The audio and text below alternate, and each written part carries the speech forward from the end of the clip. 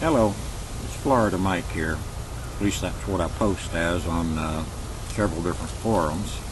It just helps me keep track. I don't have to remember different screen names. I always sign my posts as Mike S., Spring Hill, Florida, so there's never any doubt who I am, and I'm not trying to keep my identity anonymous. The name is Mike Singleton. I recently did a series of posts about building a small boat, a Glades skiff, which is to the Florida Glades culture, the Gladesmen, what the Pirogue is to Louisiana's Cajun people. I'd had a fascination with Pirogues, but then decided I wanted to look at something a little closer to home. So I built the skiff from some directions I found in a book by Glenn Simmons called Gladesmen, and became obsessed with the idea of taking that boat down to where it was meant to be, which is the Everglades, and I recently did that. You can find out more about that from my post on Old Sparky's forum, the southernpaddler.com, and Blades and Bushcraft. I'll be putting links up on those when I edit the video. But I wanted to give you a little kind of a field report on how some of the things that I made performed for me out there, because overall it worked out pretty good. The first item is this little trivet here. It doesn't look like much, but it let me use my various little camp stove without leaving a trace on the ground. And I wouldn't recommend something this size for backpacking. What it is a little half-inch deep tray made out of flashing material to contain any spills from the alcohol stove, should there be any. And there's an air gap under it, and another little metal piece. And as you can see, one of the stoves did put out quite a bit of heat, but I was able to use it without there being any burn marks on the ground. I've even used this on a plastic table just trying it out. The other thing it needed was a little windscreen.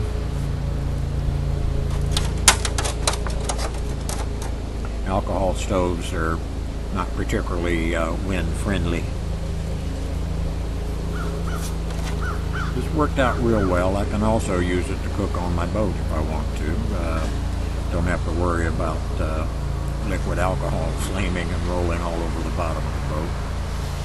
So it's kind of a safety item, and it lets me keep within the concept of leave no trace. No burn marks on the ground, nothing. You can pick it up and carry it even with the stove mounted on it. I don't really recommend, but if you needed to scoot out of the open under some cover for rain that comes up on you in a hurry, you can definitely do that. My main stove,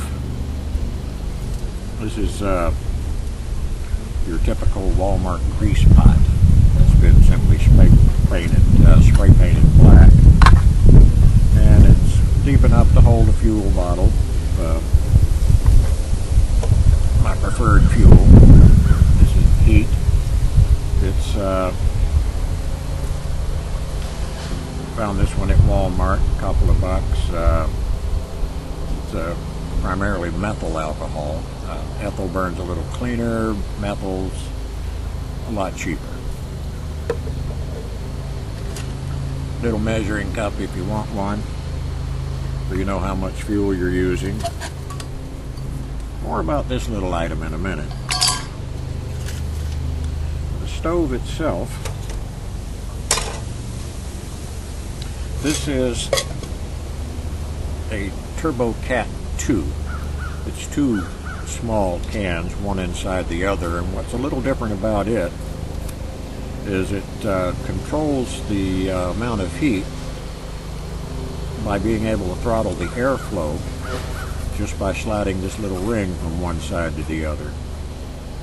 And the other method of controlling the heat is simply by reducing the surface area that's where the flame sits. And between the two of them, you can go from wide open, which would make a very hot little fire. It's a good way to get coffee going in a hurry. Or you can throttle it all the way down,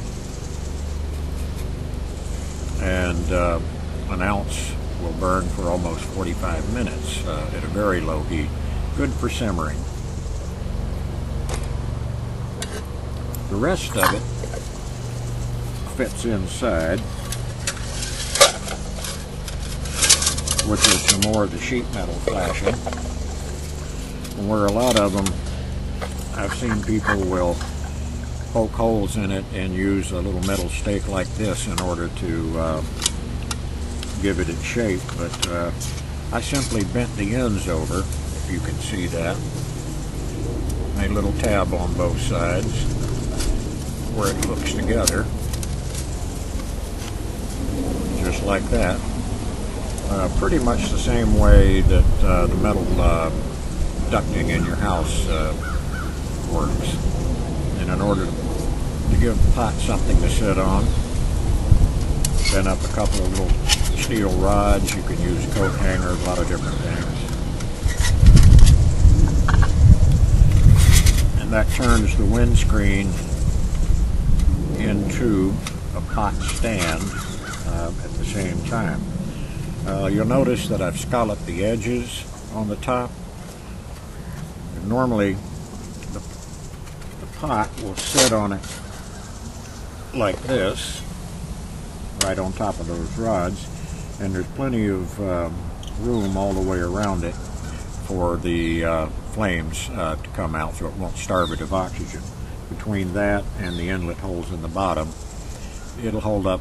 You can use it in a pretty good wind.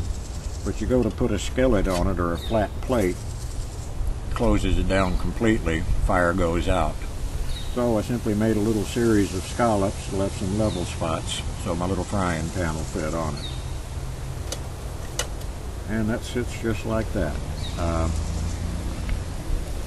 Works great. Now let me stop here for a minute and figure out what I'm going to do next.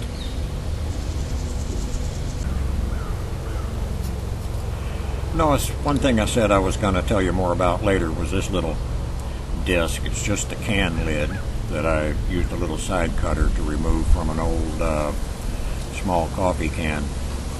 And it came in kind of handy, because when you're using a little homemade frying pan here, pot grippers love these things, you wind up with a hot spot right here in the middle. Found that out simply by putting an egg in it one time. The center cooked up way too fast, and the rest of it just sat there running around the pan. So it was suggested to me by a guy goes by the name of Wolfie on Glades and Bushcraft that a heat diffuser might come in handy. But what I did was I turned the temp way down on this by closing the vents and putting a little ring on top, and then set this right on top of the metal rods that the coffee pot sits on.